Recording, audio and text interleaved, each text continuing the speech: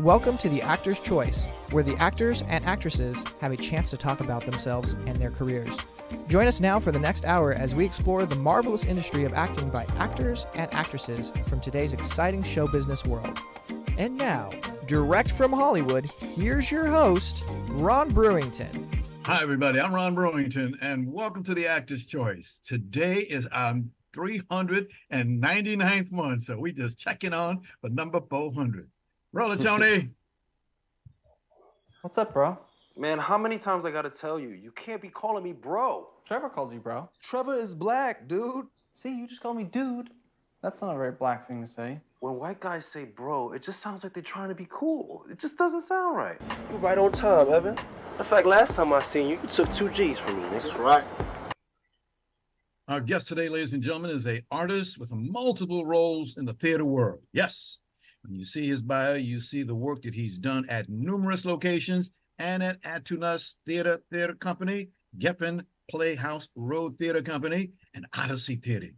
He's here today to discuss his latest work starring at the East West Players in downtown Los Angeles. So, ladies and gentlemen, please welcome actor, director, and even a cinematographer, Gerard Joseph. Bless you, my brother. Bless you, and welcome to The Actor's Choice.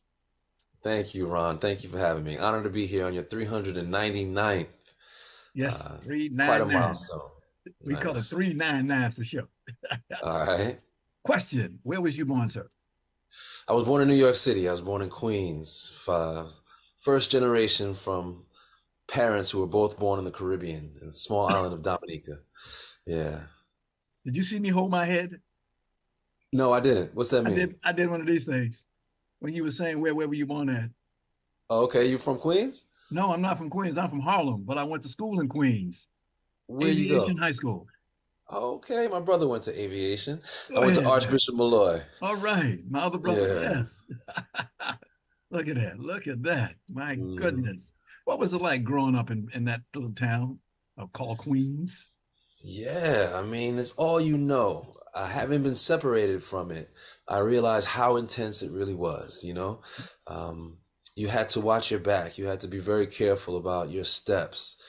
And I was made extra careful being, firstborn in New York and, having parents who were very conservative and from a different place and from a different time. So it was wonderful at the same time in that you were just inundated with different cultures and different people and different ideas and different opportunities. And the world really felt like your oyster, and it was so huge. And, great friendships under fire. I have nothing but good memories in New York. Wow. So what made you get into acting?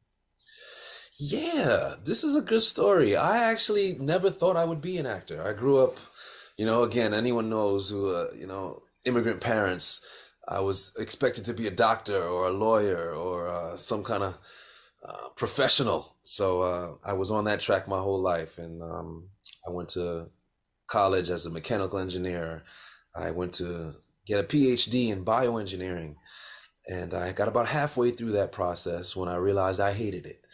And I had to I left. I just literally on a whim one day, I was just supremely unhappy.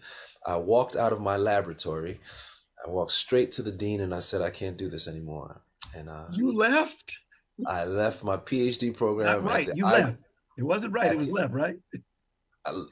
Far left, unexpectedly left. And my advisor for the PhD, this happens often. People get to about halfway in their PhD and they want to leave and they try to convince you. Yes. Whatever he saw on my face that day, he tried not. He just said, all right, sir. And he had me sign something and I walked out of there with a master's that day. But nonetheless, I left that office and literally within 24 hours, I ran into a friend from college who did production, and I had teased her consistently through college about putting me in a movie. And I saw her that next day and I teased her again, put me in a movie. When are you gonna put me in a movie? And she said, okay, come to this audition, testing me, not knowing I had just made this huge decision in my life. So I took the test, went to this audition, and booked the lead role in an independent film, and got flown to Miami. I'm living on South Beach, shooting this film, and I had a scene in this film where I was doing a breakup with a woman, and for whatever reason, to that point in my life, I hadn't cried in many years. And I'm doing this scene in front of all of these people. I'm talking about my most intimate moments. I hadn't cried. And in front of all of these people, I am brought to full tears and full life in experiencing this breakup, this fake breakup. And I was mystified, and I began to study the work thereafter, and became more mystified, and it has been my life ever since. Okay. And what was the name of that movie? That was called A Sweet Sensation. Paul Roberts, yeah, independent film. Okay. Because there was another movie around 2010 that you were involved in called 20 Minutes, An American Tale. Remember that?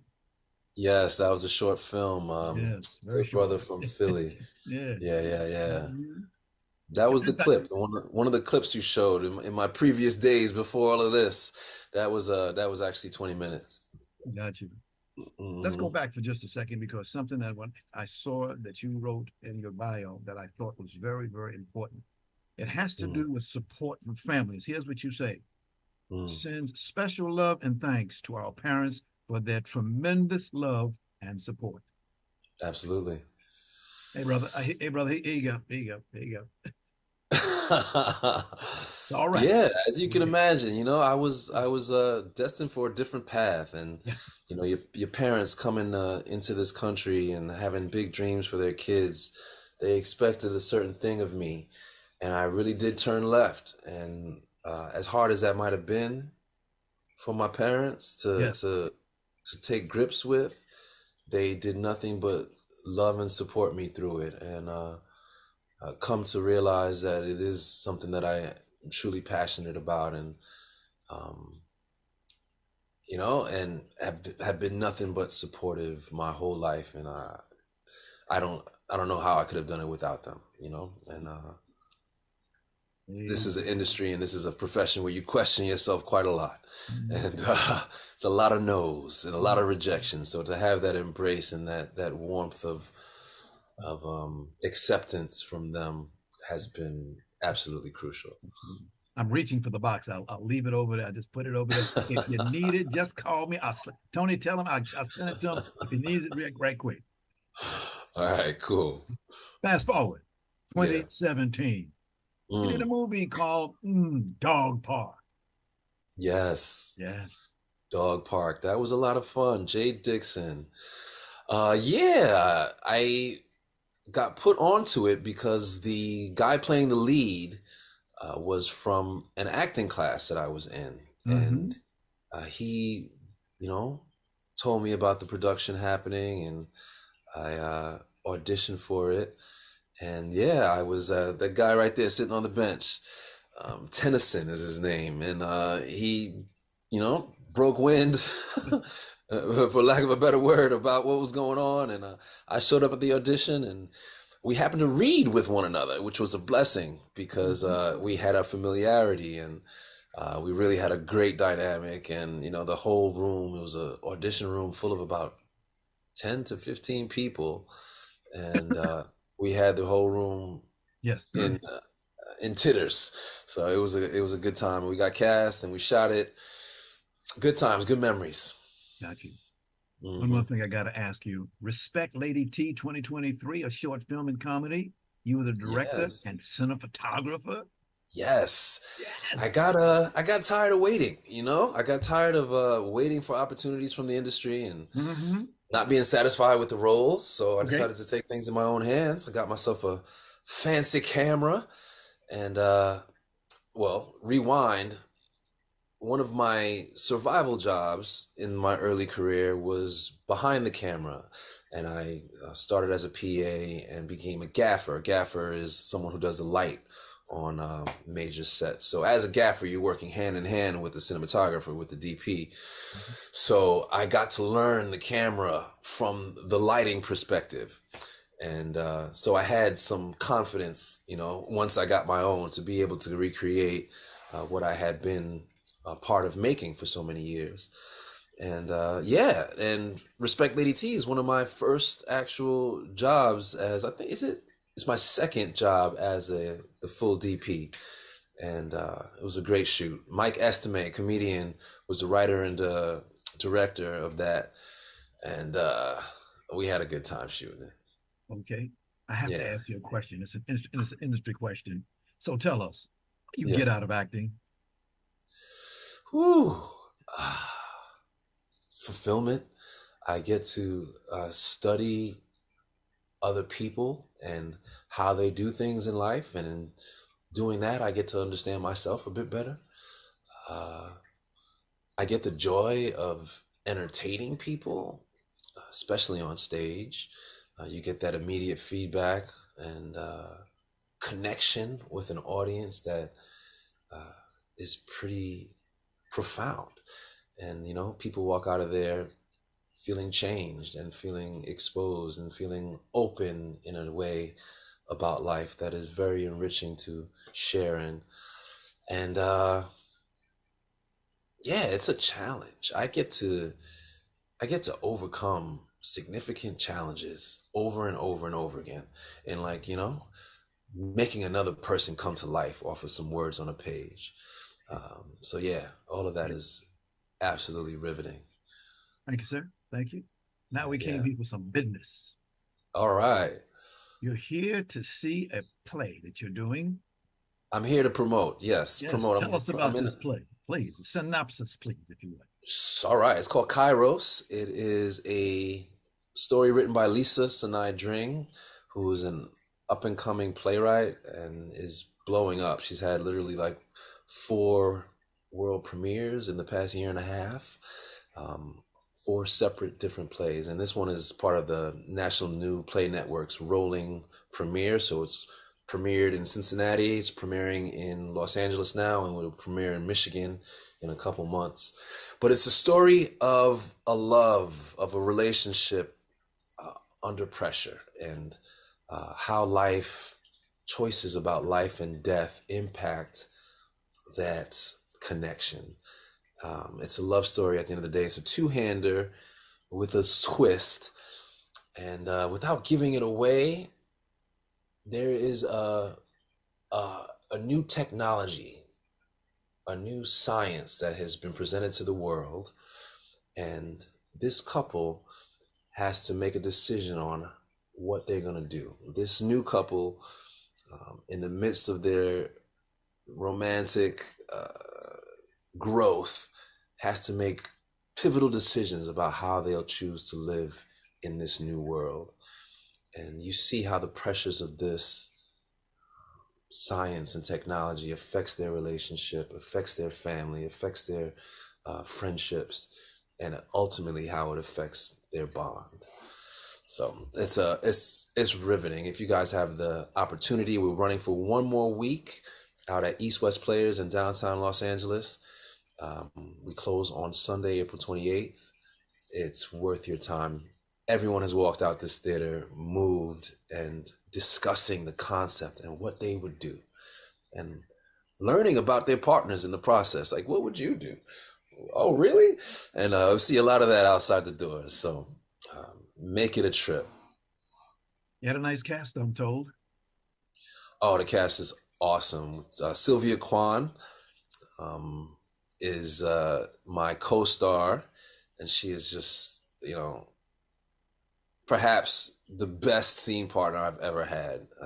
Just absolutely present and engaged and hilarious and dynamic. And it's been a pleasure working with her. And then we have, actually, you're showing a picture of Ren Hanami, who just closed her last performance last night.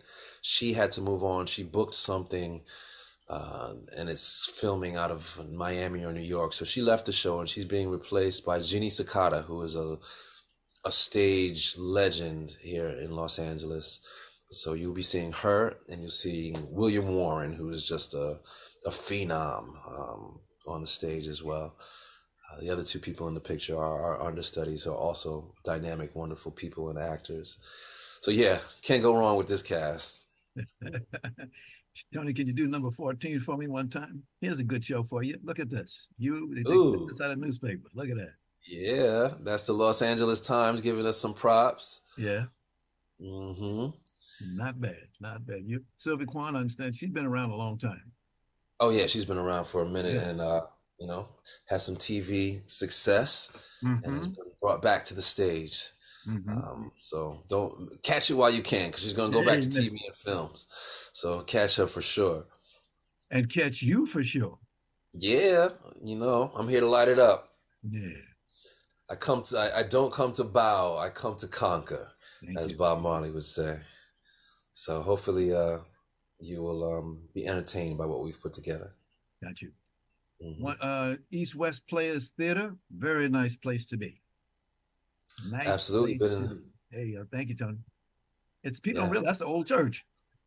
It's an old church, yeah, and East West Players is the oldest uh, theater of color in the United States. Um, so they've been around for over 100 years, 150 years. I don't want to misquote their stats. This is my first time working with them, but they have been entrenched in the Los Angeles theater scene for a long time. Sounds good. There's the interior. Hmm. Looks nice. Get a good Hmm. seat. Yeah, we got a balcony, 250 seats. So yeah, we could use your support, because the state of theater right now, since COVID, has been pretty dim. Yeah. Folks have not gotten back out to those seats just quite yet. So if you're hearing this and you have the opportunity to see some good theater, come check us out. Sounds good to me. Mhm. Gerard, I want to thank you for stopping by the Actor's Choice on our 399th purchase petition. Looks like you got a good Absolutely. career going on, my friend. Looks like you got it. And with that stage, I always say, break a leg. Oh, sure. Thank you. Take wings. Good Please. luck on your 399th, and I hope the 400th is a spectacular celebration. Actually, it's next week. Next week. Okay. Yeah, so if I you look ain't forward got to nothing tuning better in. to do, just give away. We're giving away a prize or two. So I just want to let you know that. Okay. Awesome. Yeah. Your publicist, Congratulations on that run. That's thank you. quite an accomplishment. Yes, indeed. Thank you. Thank you. Mhm. Your publicist, Marie Y. Lamel, MBA. I love when she puts that MBA on there. She's here. Thank you for having you here today. Thank you. Awesome. Thank you, Marie. Ladies and gentlemen, Gerard Joseph. This is All the Actor's right. Choice. I'm your host, Ron Brewington. Roll it, Tony. Ladies and gentlemen, I want to let you know that we're asking for our Actors Choice Squad to help us get former baseball player Curt Flood into the Baseball Hall of Fame. Now, Curt passed away January 1997, husband of one of our wonderful guests, renowned actress, my dear friend Judy Pace. So all you got to do is call 213-349-3941. It's 213-349-3941, okay? We sincerely thank each and every one of you for being a part of this magnificent award for a great baseball player, okay? Roll it, Tony. If you could write it over, would you be less selfish, more brave? Or would you do it the same? Gabe, what are you doing? Gabriel's life is unraveling, so he's writing a play Dad says he's gonna write a play about all of us. about the people he loves. What is all this about, really? Do you know? Well, ladies and gentlemen, my next guest today has been a writer for the past 30 plus years. I'm trying that one on. That is so great. Great, great. As they say in this business, not bad. Not bad at all. You should have gone the way of range of movies that she's done, from books to greeting cards to ghost writing to websites and blogs. Guess what? Her most recent project is her first novel called The Grizzly Gourmet, which is published in February of this year. Okay, and she's here to give a plug, available on Amazon. So, without further ado, ladies and gentlemen, Linda R. Morris. Greetings, Linda. Welcome to the Actor's Choice, my dear. Welcome. Thank you Oh, for my having me. goodness. It was so awesome to see multiple sarcasms suddenly show up. That's kind of like, oh my gosh, let's talk about a walk down my memory lane. That was great. Oh, we call it STD, something to do, you know.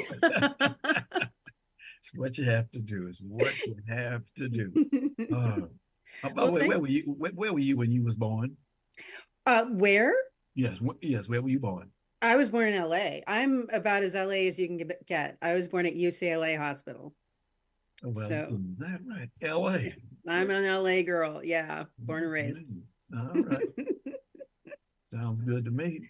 You had a chance. You come from a good family. Let's get that out of the way. Let a lot of people Yes. know it who don't know who that lady is. Tony, can you Yes. put that picture number 32 up there for a moment? Let people see a, oh, thank you, sir. Look at that Oh my family.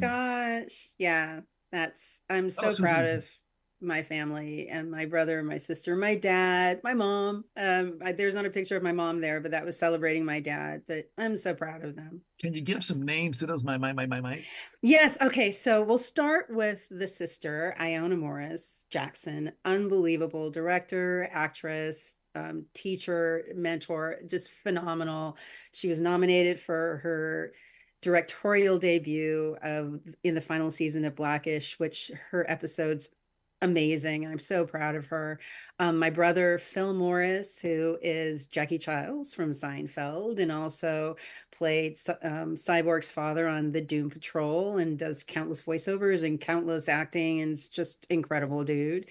And my father, Greg Morris, who was on Mission Impossible. He's one of the only two original members who was on all 7.5 seasons and was also in Vegas and had quite an incredible voice and was quite amazing. So I come from a really cool family. And a little known fact as well, Dad, my grandfather, who is my father's father, was a horn player for Duke Ellington. And so when my dad was a kid, his babysitters at the Cotton Club were Ella Fitzgerald and Lena Horne. So we come from an interesting family. Indeed. Who was the youngest daughter? I'm the youngest daughter. I'm the youngest of three. I'm That's the what I last thought. one. Yeah. Okay. I'm the one that doesn't like to be on camera, which is why I'm like pretty excited to be on camera. I'm the one that stays behind the scenes. So yeah. So that's the reason why you do it. Okay. Yeah, I like being behind the scenes. I wondered about that. All your other siblings, they have all art jobs, but you have other things behind the camera. Yes, I like to be behind the camera. So at last, the secret comes out. The secret yes, it's true. It's true. There is a picture. I was going to put it up, but I said, no, let me put it up some other time. There's your father standing. He's looking down at you, and you're looking up like this. You know. Yes. Yes. You seen that picture? Yes, I have. It's a great picture. And what's so interesting is that my younger son is an animator and illustrator and artist. And he and a group of his friends took that picture, which they dubbed Stumpy and the Giant, and they illustrated it for me for my Christmas one year. And it's beautiful. And so, yeah, he used to call me his Stumpy because he's a tall guy. He was 6'3.5", 6'4". God bless you. God bless you and him. Quite a guy. Good family you got. Good family. Yeah. Yeah. Because you got another sister. Her name is Iona. Iona. Yeah. Iona is incredible. Like I mentioned, she's, the things that she's done, and I'm just so proud of her. And, she's an incredible director, but she's also this amazing mentor to other artists and writers and actors. She helps people with one-person shows. She puts those on. Yeah, I mean, it's really quite something. She's really just taken that knowledge and her theater know-how to just the next level, which I love seeing for her. And then my brother, he's just shot through the stratosphere with the things they do.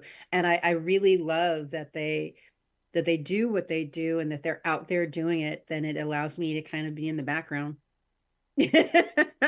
writing away. Writers, we really like to be, it's a very solitary world when you're writing, and you get to observe people and take those observations and bring them alive on the page. And it's really glorious. I really love that about it. Nice. But I like cheering them on 100%. And by the way, ladies and gentlemen, it's Iona Morris Jackson. Yes, Iona Morris Jackson. Yes. Married to Munyungo Jackson, an incredible percussionist. Okay, we got a few minutes, so let's take a look at what you've done Your first IMD camera came in 1990 when you got a job as an assistant to a producer and additional crew for a drama called The Kid Who Loved Christmas. Oh my gosh, The Kid Who Loved Christmas. Yes, that was back in my Eddie Murphy days, actually. Yeah, that was really cool to see that come to life on screen. And it starred Michael Warren, which is a fun little tidbit because when I was a kid, my dad had a celebrity basketball team and Mike Warren was on it. So it was really neat to watch and get to see him again all those years later and I don't know, touch base again. Wow. Wow. And then the next thing you did was called Intimate Portrait. I was a producer on Intimate Portraits, which is a Lifetime. I don't know if Lifetime still does the Intimate Portraits, but it was a Lifetime Network bio thing that we would do on actresses and female performers, women who were really making their mark in entertainment. And so I got to work on some really, really cool Intimate Portraits. I was an associate producer for that, and that was really neat. Got to meet some really incredible people and be inspired by how these women had just taken their talent and taken it to the next level and kept moving forward. And I really loved that. That was a really cool interaction to have. And then here comes another one. This one was called Multiple Sarcasms. Yeah. So Multiple Sarcasms was my first film. I co-wrote that with Brooks Branch and he directed it. And it was a really cool kind of thing to see come to life. It starred Timothy Hutton and Stockard Channing. And I mean, it was just cool. Mira Sorvino and just a really good Dana Delaney and Mario Van Peebles. I mean, it was just a really cool experience to see this come to life. You work on a project for so long, you write a script and you work on that, and then to see it get on the screen, you're kind of like, oh, well, so that's what that looks like. Those are how our characters are going to be. It was great. Wow. All right, ladies and gentlemen, here's that moment that we've been waiting for. They call it, drums please, the Grizzly Gourmet. Yeah, the Grizzly Gourmet, actually. Yes, this is it. And so you can see behind me. So I wanted to make sure you guys could see it. So this is my first. What that is? That's what that is. I know. I didn't know that. Yeah.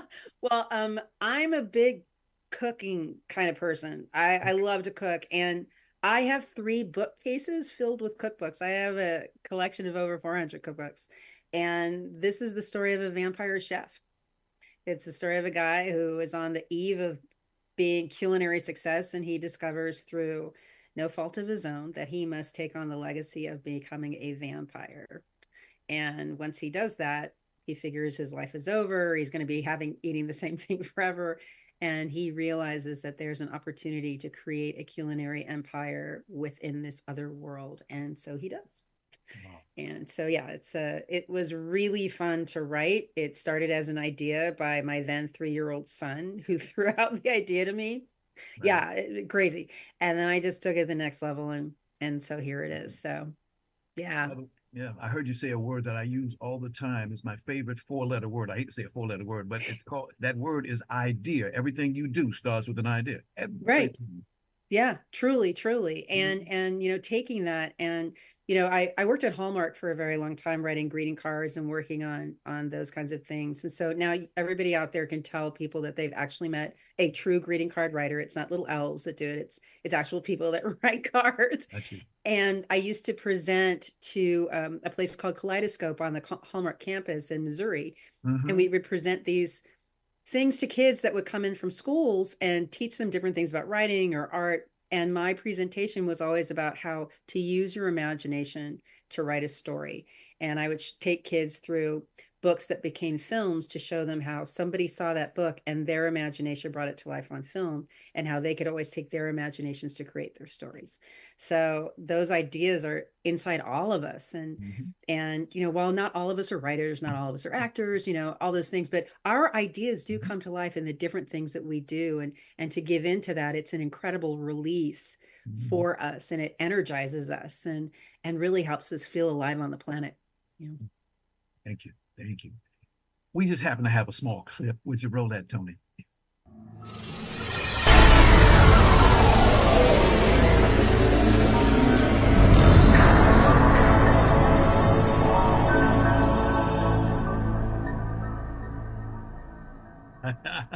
There it is. Woo, I love there it. it is. Congratulations. Now, how can you get with one? How can I get You one? can go onto Amazon.com and you can go in for under Linda R. Morris, that's me, or the Grizzly Gourmet. And the reason it's gourmet, Goremet, is because it's a vampire show. I'm on Amazon. You can get Kindle or paperback there, and barnesandnoble.com. I am on barnesandnoble.com, and you can get a paperback on barnesandnoble.com. The Nook version should be there soon. I also have 2 book signings coming up in May at local stores. The Open Book in Woodland Hills on May 25th from noon to 3 p.m. And that's in the Village Westfield Mall. And I will also have on May 26th, which is the following day, the Open Book in Northridge. I will be doing a book signing from 1 to 4 p.m. So I have that going on, and real exciting. Just that's getting the word out. Yeah. Yeah. Linda, thank you so much for us. Thank you for having me. Thank you doing so it. much. Thank you, guys. Thanks, Ron. My pleasure. Linda R, ladies and gentlemen. Linda Bye, everybody. I'm Ron Brewington. And I got something to talk about. You ready for that, Tony? Are you ready? Can you put that up for us? At number 30. No, okay, that's one. And there's one coming after that. The one about the 400th that we're doing. Somebody's going to get he's looking for that right now. He says it's going to come out right now. Let me find it, Ron. It's on 39A. Hold on 1 second. I'll find it. 39A. He's following it because this is a very special thing for us. Yes, indeed. Yes. Yeah, I saw that. That's very exciting. That you must be incredibly proud. Such hard work going into that. What she's talking about, y'all, this will be our next week will be our 400th episode. That's what that is. The Actors Choice 400 shows. So some people call it episodes, some people call it shows. But to celebrate that, we will be giving away a fabulous special edition tack tote board filled with lots of goodies to one of our loyal subscribers. That's the word, man. Subscribers. The goodies are tote board, T-shirt, mug, cap, See's chocolate truffles. The lady that I work with, she went down to See's and got a bunch of it. So she's bringing that back. Okay, he's looking for it.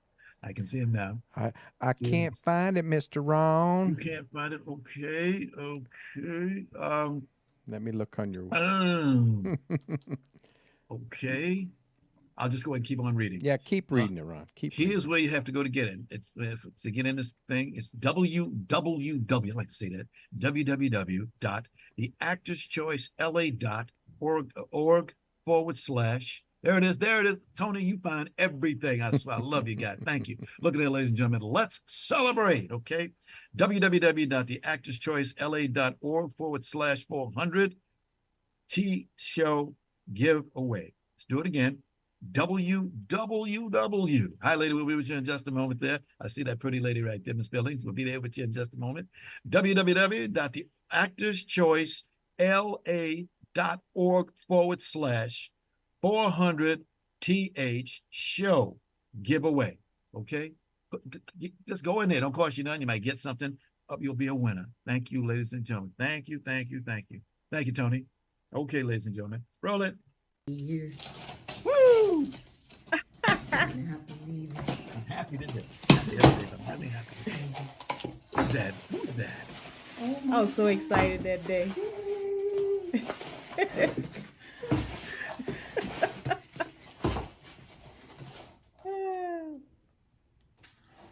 She's laughing.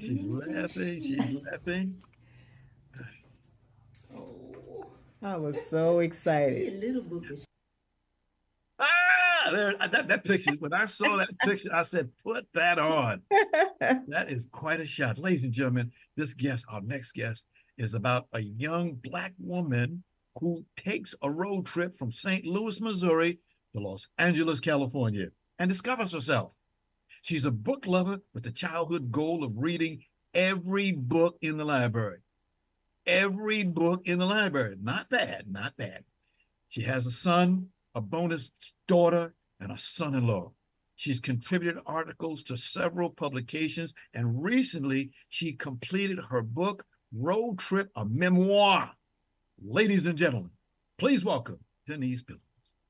Hi, Greetings, Denise. Ron. Greetings, Denise. Thank you so much. Welcome to the Actor's Choice. God Oh, bless you. thank you. Thank you for inviting me. Oh, wouldn't have it no other way. Born in St. Louis, huh? St. Louis, Missouri. Mm-hmm. Some people call it misery. Some people do. Yeah. And some Yeah, other people call it a dream. And most of the people that look like me call it misery, and the other people call it a dream. there's it. I like that art over there. That is beautiful. That is Yeah, beautiful. yeah. Oh, goodness. Goodness. Let me ask you this first now. What else beside inspiration would make you write a book? You know, I felt I had a story to tell. You know, after reading, and and I felt I think I could write a book, but really it came to me that, you know, because I journaled for years, I'd been blogging for a long time, and I figured I could do it. But I also felt like it was important that I do it as a Black woman, to tell my own story in my own voice from my own point of view, and and and speak for women who weren't going to say their story, whose story needs to be told, Black women. I can say two words. Thank you. Thank you. Thank you. Talk about Longwood Writers Workshop. Workshop members include teacher Denise Nichols, Hattie Winston, Charles F. Johnson, my dear friend, Odo Stallworth, MD, and G.W. Williams. Tell us about that group. Oh man, that is the Longwood Writers Workshop is my life's blood. I was, once I decided to write a book, it took decades for me to get the courage to even think about doing it. But once I decided to do it, I knew that I needed help. I needed somebody to teach me how to write. And so I asked Denise Nicholas, because I had read her book, Freshwater Road. It was so good. And I asked her if she was in a writer's group. And she said no, she wasn't in a writer's group at the time. And then I was just left floundering around, and she called me back a couple of days later, and she said that she thought she would start a writers group. And I was so, and then I was so glad that she let me be in her writers group. So she selected the people in the group, and she selected me and four other people. And it was a couple of different people at the very beginning, but they dropped out. And so then we got Charles and we got Otto.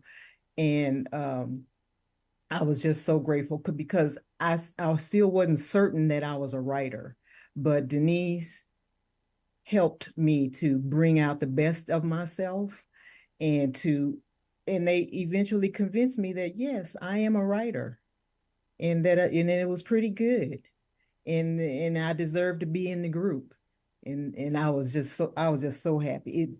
It was, Hattie and I would ride home together after each meeting every couple of weeks, every Saturday at Denise's house.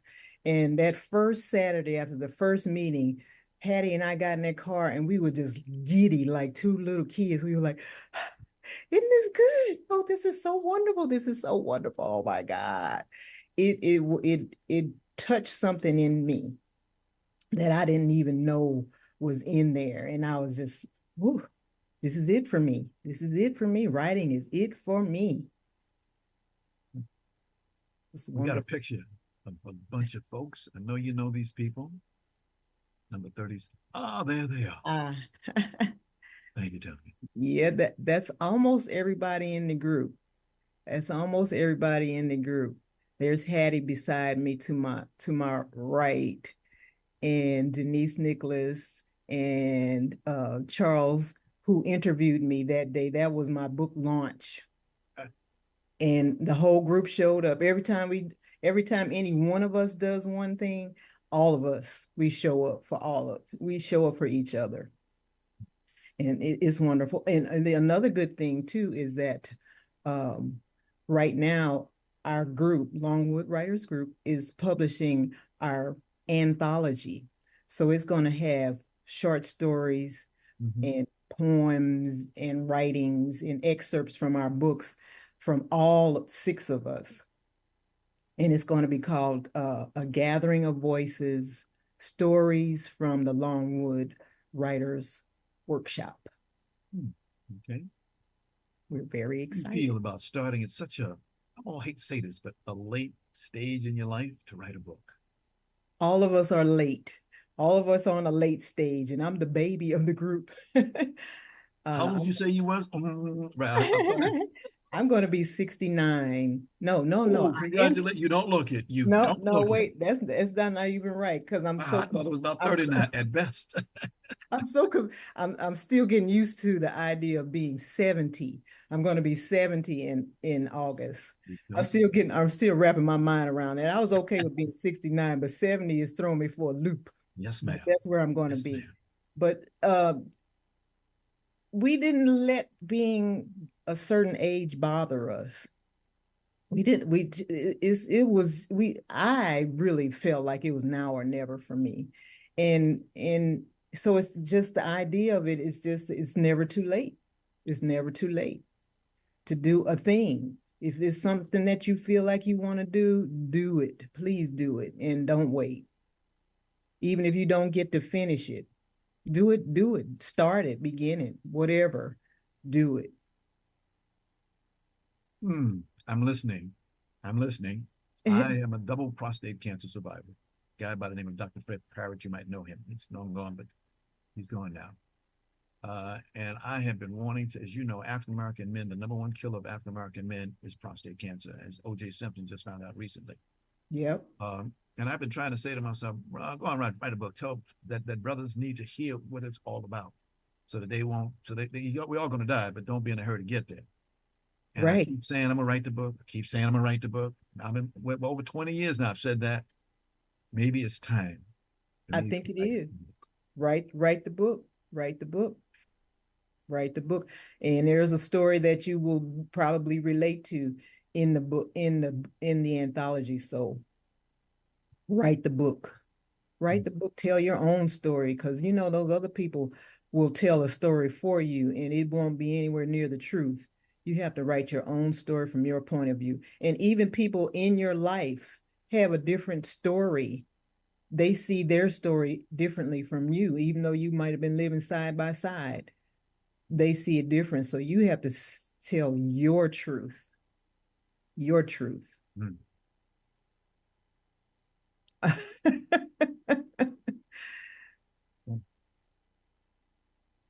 Yeah. Tell your What was the hardest part about writing this book? The digging deep into the real truth. The hardest parts of the story, the incest, the physical abuse, those are stories that I really didn't want to touch. But in order to be effective, to have an effective story, I had to tell it. And like Denise would say, she would say, put it on the page, put it on the page, even if it hurts, especially if it hurts. That's the part of the story that people really, really need to hear. That's the part of their story that they may have been running from. So tell the story so that you can help other people heal from their trauma too, because writing it helped me heal, and hearing that I'm not alone in this thing helped me heal. So my little 2 cents, my little drop in the bucket of many, many stories that are out there, it helps. It helps somebody. What's the core message of your book? That women's stories are important, especially Black women's stories. Our stories are important, they are valuable, and they need to be told and heard and understood. Black women are intriguing, we are complicated, we are funny, we are beautiful, we are everything. We are nurturing, and we spend a lot of time doing all of that stuff. But we also are learning now in this era how to take care of ourselves. And writing our stories helps us take care of ourselves, helps us to heal ourselves. Um, Supporting each other helps us to heal ourselves. We need each other. And this writing is just part of a big sisterhood that I like to think of for women and Black women in particular. Wow. What did your husband and family think of the book? They read the book along with everybody else. I didn't talk to my husband or my son they didn't read anything before it was published. I didn't want them to try to dissuade me from writing what I wanted to write because it's my story. Even though they're in it, they have their own point of view and they can tell their own story. They write their own book. They got something to say about it. But to I didn't want to be influenced by anything they thought or said about it because my husband is a big influence on me, and I wanted it to be me, pure me. So afterwards, my husband said, because he took the book with him on a trip.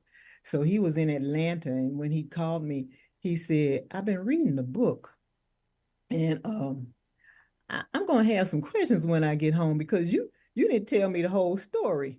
And I was like, "Well, I told you the whole story, but you wasn't listening. But it's okay. I'll answer all your questions." And my son, who is an adult, he's 43, he said, because a lot of the stories about some of the stories about his father, he said he was glad that he could see this point of view. And there was a lot about his father that he didn't know at the time. And then he said, well, now when someone asks me, why are you like that? I'm just going to hand them the book and say, just read the story. This is why I'm like this. This is why I messed up. It's valid. Yes. It's valid. It's a good day. This is the first time we've had two back-to-back writers, you and the lady who came before, Miss Morris. Oh, really? Oh, Yeah. I did. Oh, okay. So when you take when you go get a copy of the show, please take a look at it. You'll see two Black women out there talking about writing stuff. Okay. Sounds good to me. Sounds good to me. What's it like transitioning Hollywood life? Man, thankfully, my husband, Earl Billings, noted television, film, and stage actor. 108 credits. Yes, I know what you're talking about. He's a very good teacher. Yes. He's a very good teacher. He's a brilliant man. And so he prepared me. He prepared me for the transition. He would say, because he's been married a bunch of times too. We've both been married a bunch of times. And so he would tell me about some of his ex-wives' mistakes that I learned from them. And so he would tell me what to expect. And so that was very helpful. So when we would be out at events and stuff, I was ready. I was ready for people to push me out of the picture when they wanted to take a picture of him. I was ready for stuff like that. And the way I handled it was that, because sometimes women would be really rude. They would be really rude and actually push me out of the picture. And so I would say, girl, let me take the picture. Let me take the picture. And I would take the picture and I would hold the camera down, cut the heads off out of the picture. They wouldn't know until people didn't check the pictures like they do now. But I would learn not to take that kind of stuff personal. And then I also learned that in order to be married to a person with a big personality, I had to have a strong sense of my own self. So when we would go to events, we would just like go our separate ways. I'd go here and he'd go here, and I'd have fun and talk to all my friends, the wives of my husband's friends, had become my friends, and so I'd be chit-chatting with them. And then me and Earl would get back together at the end of the evening and talk about the great time that we had. So it was always good. That was a black woman talking, y'all. That was a black woman talking. Mm. Mm. Last question, madam. How can we get one of those? So you got a bunch up there. How can you get it? The book. You can get it on Amazon. It's been sold out about 3 or 4 times. Let's see, put it right there. It's been sold out about 3 or 4 times. But you can get it on Amazon. You can get it at bookbaby.com and at Barnes and Noble online. Oh, look at that. Thank you. That's We got a great. guy named Tony. He does great things. Yes. Yeah. Yes. I love it. Denise, lady, you done it again. You made it. Congratulations for the work that you put into, and I'll keep in mind what you told me. I will definitely keep in mind. Yes. Do it. Don't wait. Okay. Don't wait. Start today. All right. Thank you, lady. Take care of yourself. Thank you. Ladies and gentlemen, Denise Billings. Okay. Tony, gonna put that light up there one more time. The Actors Choice 400th show. Today is $3.99. Next week is going to be $400. And to celebrate, we're giving away a fabulous special edition of TAC. We call the Actors Choice TAC. It's a tote bag filled with lots of goodies to give to one of our loyal subscribers. The goodies are a tote bag, a tea bag, a mug, a cup, and See's chocolate truffles. Now, here's what we want you to do. Go to www.theactorschoice.la.org/400th show giveaway. Say it again, Ruth. www.theactorschoice.la.org/400th show giveaway. Okay? Okay. I want to thank our sponsors, Harvey Brand Photography as an Art, Ron Irwin's Lose Life, Way to Lose Weight, Larry Buford's book To the Future, Time Travel, Message in a Capsule, State Farm agent Carla Green, and veteran actor Rob Brownstein's actor training facility and actor space. Much thanks to our guest today, ladies and gentlemen, actor, director, cinematographer Gerard Joseph. Who's that pretty lady? Writer Linda R. Morris and writer Denise Billings. 2 beautiful ladies. The Actors' Choice is a presentation of B&B Productions. Rudolph Brewington is the president. Sydney Chandler, that's like our girl. She's our executive director. Special thanks to our ever-growing audience. I'm Ron Brewington. Be well. We'll see you again next time for number 400. Take care.